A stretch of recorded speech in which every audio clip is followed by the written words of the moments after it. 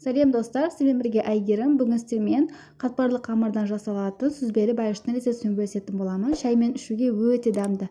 Міндетті түрде каналыма тіркеліп қойыңыздар.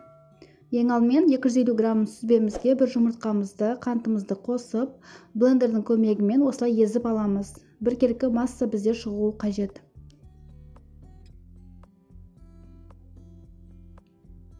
Осындай масса шығады.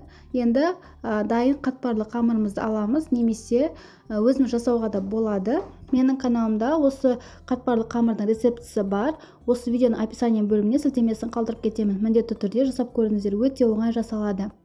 Қамырымызды осылай тік төртбұрышты етіп жайып аламыз, және де бірдей бөліктерге осылай бөліп шығамыз. Достар, рецепт ұнап жатқан болса, міндетті түрде лайк басып, комментарий қалдырып кетіңіздер.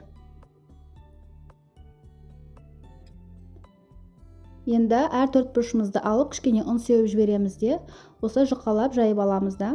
Видеода көрсетілгендей, жаңағы пышақтың көмегімен осылай тесіктер, ұзынша етіп тесіктер жасап шығамыз.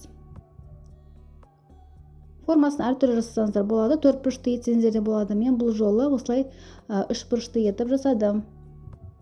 Жан-жақтарын шанышқының көмегімен біріктіреміз. Сонда бізде жан-жақтары ашылып кетпейді.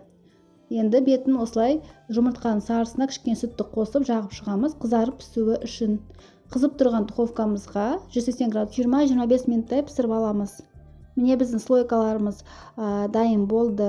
Өте дәмді, өте қытырлақ болып шығады. Міндетті түрде жасап көріңіздер. Осылай бетін жаңағы сахарный пудра, яғни қант ұнтағымен әсемдеп шықсаңыздар болады. Өте күшті болып шығады. Міндетті түрде осы рецептпен жасаңыздар достар. Және де комментарий қалдырып кетіңіздер. Сіздермен болған Әйгерім, астарыңыз дәмді болсын.